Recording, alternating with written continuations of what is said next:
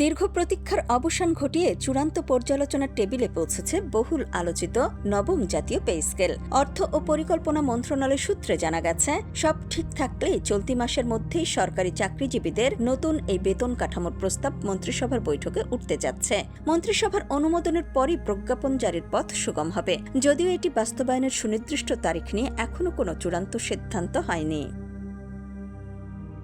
2015 সালের অষ্টম পে স্কেলের পর জীবনযাত্রার ব্যয় ও মূল্যস্ফীতি হু করে বাড়লেও সার্বিক বেতন কাঠামো পুনর্নির্ধারণ করা হয়নি।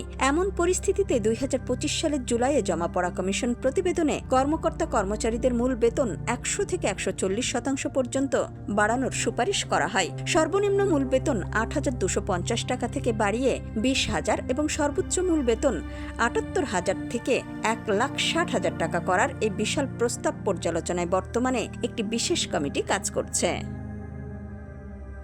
তবে বেতন বৃদ্ধির সুসংবাদের আড়ালে বড় বাধা হয়ে দাঁড়িয়েছে সরকারের আর্থিক সক্ষমতা।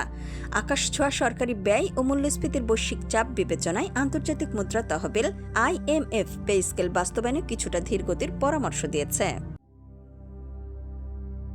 এই আর্থিক চ্যালেঞ্জ সামলাতে একবারে পুরোটা কার্যকর না করে ধাপে ধাপে পে স্কেল বাস্তবায়নের কথা চিন্তা করছে সরকার।